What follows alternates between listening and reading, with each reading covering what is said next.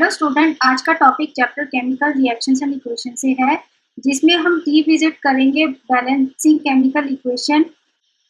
इस वीडियो में हम कुछ एग्जांपल्स लेंगे जिसमें हम सिखाएंगे बैलेंस करना केमिकल इक्वेशन को। तो चलिए स्टार्ट करते हैं।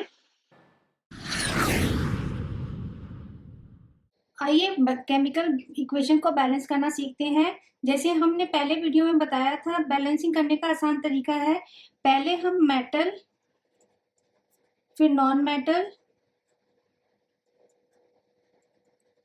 उसके बाद ऑक्सीजन और फिर हाइड्रोजन को बैलेंस करते हैं। अगर इसी सीक्वेंस में चलेंगे तो हमारे लिए आसानी होगी, तो हम इसी सीक्वेंस में बैलेंस करने की कोशिश करेंगे। तो यहाँ पे इस इक्वेशन में Fe मेटल है और सल्फर नॉन मेटल, ऑक्सीजन, ये इस सीक्वेंस में हम इसको बैलेंस करेंगे। तो पहले हम देखते हैं कि रिएक्टेंट साइड में एक आयरन है और प्रोडक्ट साइड में दो है। तो रिएक्टेंट साइड में इसको बैलेंस करने के लिए हमें FeSO4 के आगे 2 लगा देते हैं, तो अब आयरन के 2 एटम रिएक्टेंट साइड में हो जाते हैं, प्रोडक्ट के साइड में भी 2 एटम हो जाते हैं। तो अब हम नेक्स्ट करेंगे, सल्फर को बैलेंस करने के लिए देखेंगे।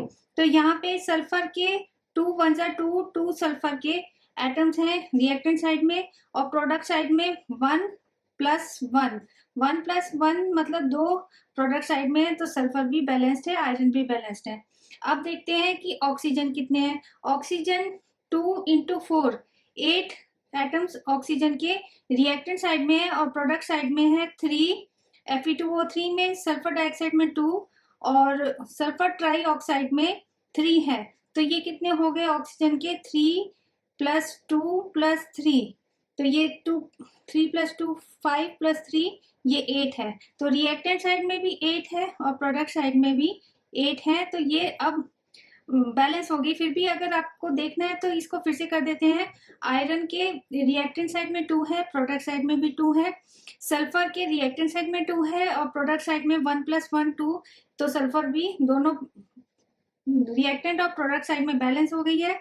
और ऑक्सीजन रिएक्टेंट साइड में 8 है और प्रोडक्ट साइड में भी 3 + 2 + 3 8, तो ऑक्सीजन भी बैलेंस हो जाती है। तो ये हमारी रिएक्शन बैलेंस हो जाती है। तो हमारी फाइनल रिएक्शन हो जाएगी 2FeSO4। ये इसको हीट करने पे हमें मिलेगा Fe2O3 + SO2 + SO3, तो ये हमारी फाइनल रिएक्शन हो जाएगी।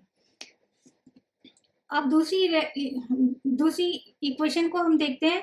यहाँ पे एल्यूमिनियम सल्फेट सोडियम हाइड्रोक्साइड के साथ रिएक्ट करके एल्यूमिनियम हाइड्रोक्साइड और सोडियम सल्फेट बनाते हैं। ये डबल डिस्प्लेसमेंट रिएक्शन का एग्जांपल है। तो हम यहाँ पे पॉलीएटॉमिक आयन को एक यूनिट मानेंगे, एक ही उसमें मानेंगे। जिस तरह से हम यहाँ पे एलिमेंट्स को बैलेंस करते हैं, यहाँ पे पॉलीएटॉमिक आयन को भी उसी तरह से बैलेंस करेंगे। तो इसमें क्या करेंगे कि एल्यूमिनियम मेटल को करते हैं, किसी भी मेटल से स्टार्ट कर सकते हैं। तो एल्यूमिनियम रिएक्टेंट साइड में 2 है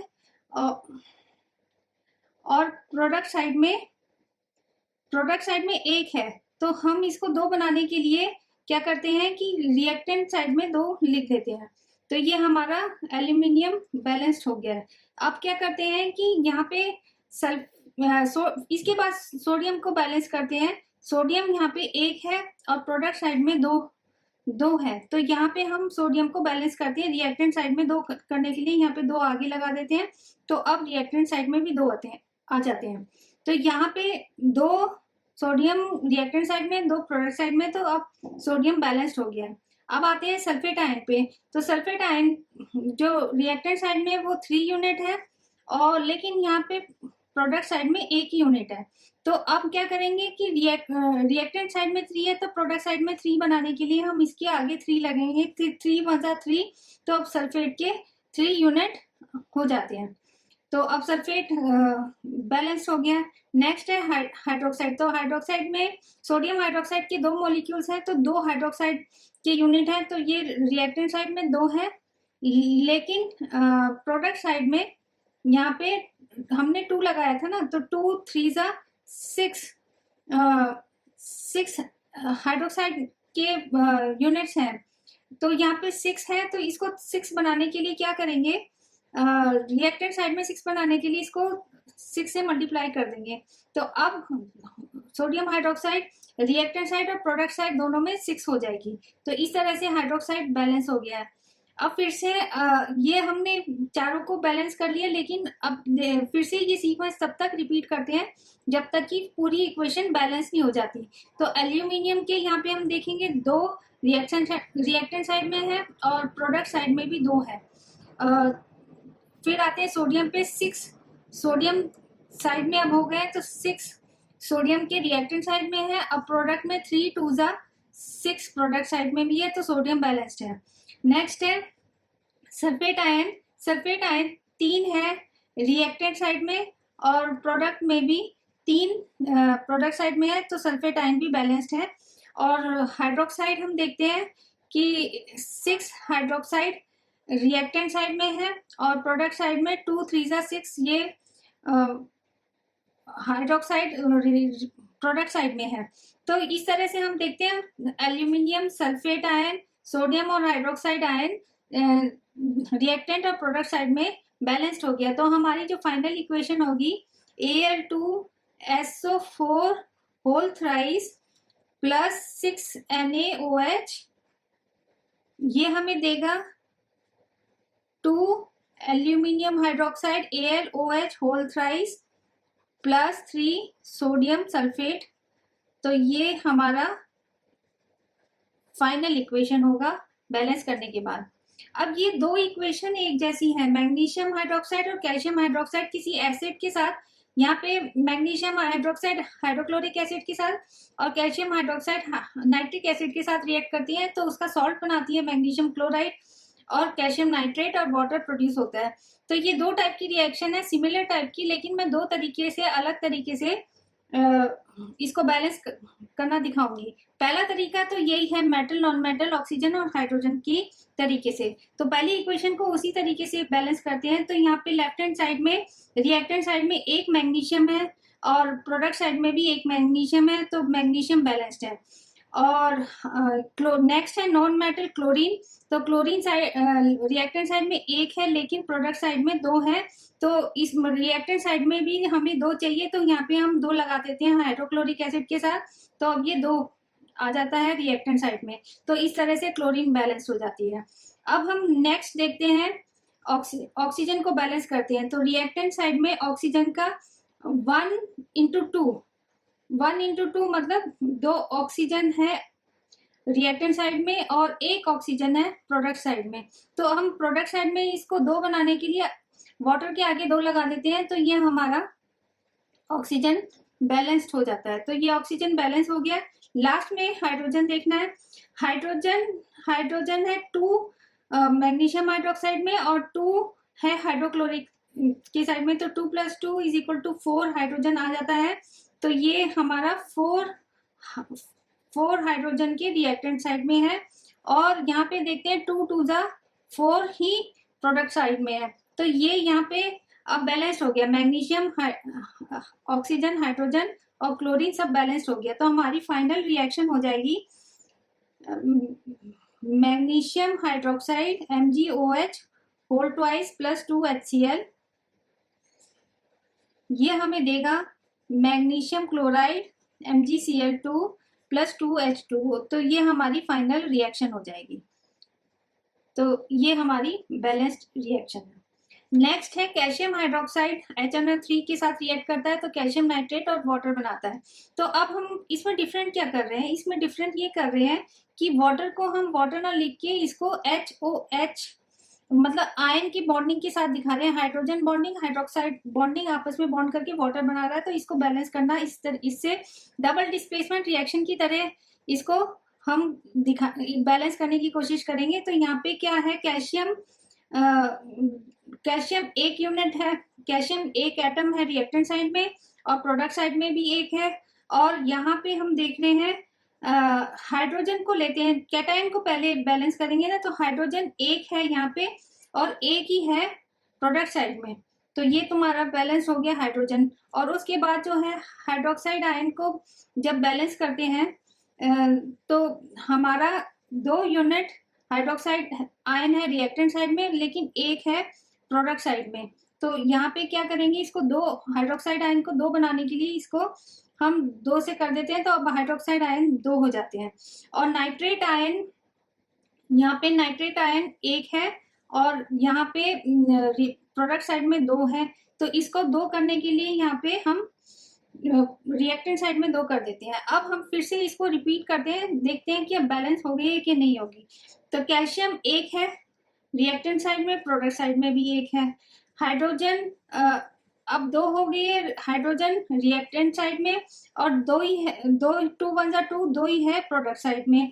हाइड्रोक्साइड आयन दो है रिएक्टेंट साइड में और प्रोडक्ट साइड में भी दो है। तो इस तरह से हम देख रहे हैं calcium hydroxide ion, hydrogen ion और नाइट्रेट आयन सभी बैलेंस्ड हो गया है। लेकिन हमें HOH नहीं लिखना है, फाइनल रिएक्शन हमें H2O में लिखना है। तो यहाँ पे क्या है कि कैल्शियम हाइड्रोक्साइड प्लस 2HNO3, ये हमें देगा calcium nitrate CaNO3 whole twice plus 2H2O। तो ये हमारी फाइनल रिएक्शन हो जाएगी कैल्शियम हाइड्रोक्साइड की रिएक्शन नाइट्रिक एसिड के साथ।